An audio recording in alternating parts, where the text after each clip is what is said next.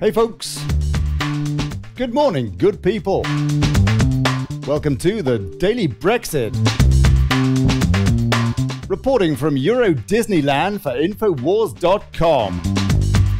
I'm Olly Connelly, thanks for turning up.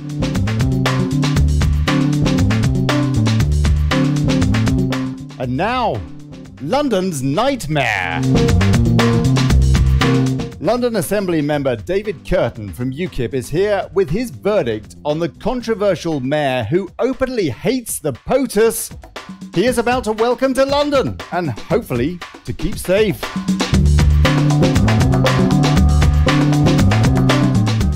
David Kurten, thank you very much indeed for joining me on Daily Brexit for Infowars.com.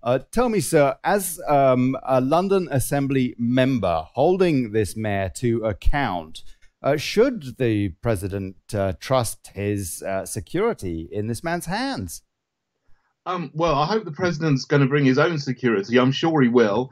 Yeah, I asked the mayor about this, and he said he was going to make sure that there was proper security and policing for the event. But he also was encouraging loud and noisy crowds, you know, who wanted to protest the president coming. He's been openly hostile in what he's been saying about the president for months and months, which I really don't think is a very good thing for a mayor of a global city to do. I mean, I can't imagine any other global city like London that has a mayor that would be so openly hostile to a visiting head of state. It's absolutely unbelievable. And you know, we've had the Crown Prince of Saudi Arabia coming to the UK. We've had the President of Turkey coming to the UK, and he hasn't said anything about them. So, you know, it's quite an unbelievable situation. We actually have a mayor, very provocational, who allows the Kalashnikov rifle to be carried about on top of the flag, the Hezbollah flag. It did take him a very long time to actually come out and agree with us that this was a bad thing. I mean, he spent a year obfuscating on it. I asked him a lot of questions to saying, you know, will you ban this? Will you write to the Home Secretary to ask for them to prescribe the whole of Hezbollah as a terrorist organization? He wouldn't do that for a year. Eventually he did, after we in UKIP introduced a motion into the London Assembly, and we got the Labour Assembly members to agree with us. And then he changed his mind and he said, oh yes, I'm going to write to the Home Secretary and all this. Only half of Hezbollah is prescribed as a terrorist organization in the UK. They prescribe the military wing, but they allow the political wing to operate and to protest in the UK.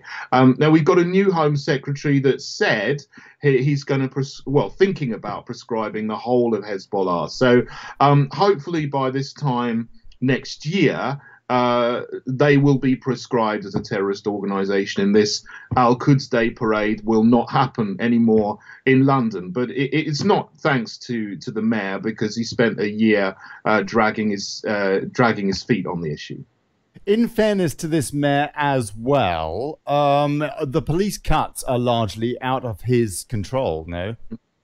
Well, this is true. I mean, the so-called Conservative government, I call them the fake Conservative government because they're not really conservative. They've cut funding for the police all across the country, but at the same time they've massively boosted foreign aid and overseas development spending, and so we're funding police in countries like Congo, Bangladesh, Malawi, but then we're cutting police services at home. And where police stations are closing in London. I mean, true, that is the funding for the police. It comes from mostly from central government, so they are responsible as well. But for the first 2 years of this mayor's term, he was against stop and search, and during those 2 years, violent crime went up through the roof. Now he's had a turnaround and says, "Oh yeah, we need stop and search again." But you know, you think, would things have been different if he hadn't have been so opposed to stop and search, which is a very effective tool for combating violent crime, for finding knives, for finding guns? Would some lives have been saved if he hadn't have had that position for 2 years? So you have to ask yourself that question. And yet his attitude, he said, is that terror is part and parcel of living in a big city. Yeah, this is a mayor where now the murder rate is pretty much the same as that of New York, no? Well, it's an incredibly complacent thing to say. I mean, how could anyone, even think in those terms? I don't understand it. Terrorism should never be accepted anywhere in the world. I mean, you have big cities like Singapore, like Tokyo. There's no terrorism there. But here. Where do we draw the line? Where do we draw the line, David, in our big cities on what terrorism is? I mean, for example, walking around a no-go zone, probably feeling terrified.